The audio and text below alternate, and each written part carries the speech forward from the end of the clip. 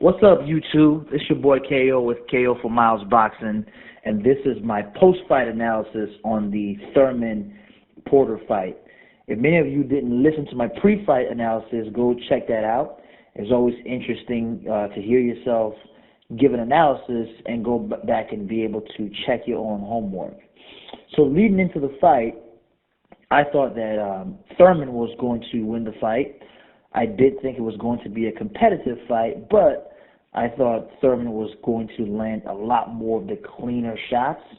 I expected him to have a decisive victory, even though I thought it was going to be competitive. The fight, in all honesty, surprised me quite a bit. I didn't realize this was going to be such an epic fight. In my opinion, this is going to go down as one of the more entertaining fights that we've seen in a very, very long time. The reason why I didn't think it was going to be as entertaining as it ended up becoming was that a lot of the fights that you watch Porter in look very good on paper, like the Browner fight or the Brook fight, but stylistically, because of the way Porter fights, it makes it a lot more difficult for people to let their hands go and let the shots go off. But no, this fight really, really surprised me. One thing I will say, though, about the fight is that in spite of the fact that it was very competitive and very entertaining, I think it really exposed both fighters. The reason I say that is that coming into the fight, we knew that Porter was quite one-dimensional. His father kept saying that he had added more tricks to his arsenal, but by watching the fight, I think we all left knowing that Porter is a one-trick pony. All he can do is smother you, be aggressive, kind of get in the inside, which can be effective on 90% of the fighters in the welterweight. But I think the elite fighters, he needs to bring a little bit more than that. Now, on Thurman's side, I think he showed us that he can box a little bit more than people give him credit for.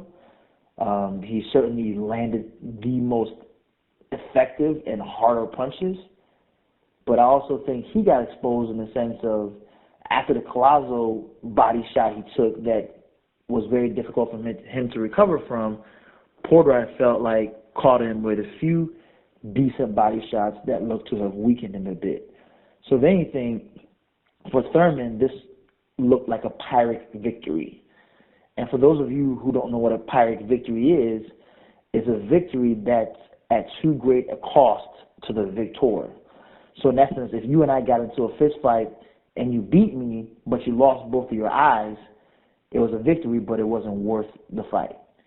And in my opinion, even though Thurman won the fight, I think Porter affirmed or confirmed that Thurman can't take body shots very well.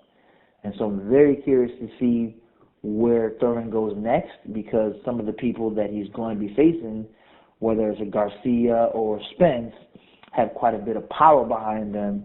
And certainly I'm sure both of those guys are watching this fight closely, and Brook has some power behind him. And all three of those guys, I'm sure, are watching this fight closely and are going to be aiming to take him out of there with some very lethal body shots. Now, I think most of us were sad that Mayweather has left the sport or allegedly left the sport. But like anything, when the leader or the king leaves, it creates a big vacuum, right? So if you think of Iraq and ISIS, when we got rid of Saddam, very quickly somebody else came and filled in the vacuum. Or you think about gangs, when gang leaders are incarcerated, all of a sudden the streets go wild because there's a power struggle. Now that Mayweather's gone or the chief is gone, there's this big power struggle, this vacuum that's open, and boy, do we have a lot of great matchups that can be made. So I'm excited about what the welterweight has to give, and hope you all enjoy this review, and we'll catch you next week.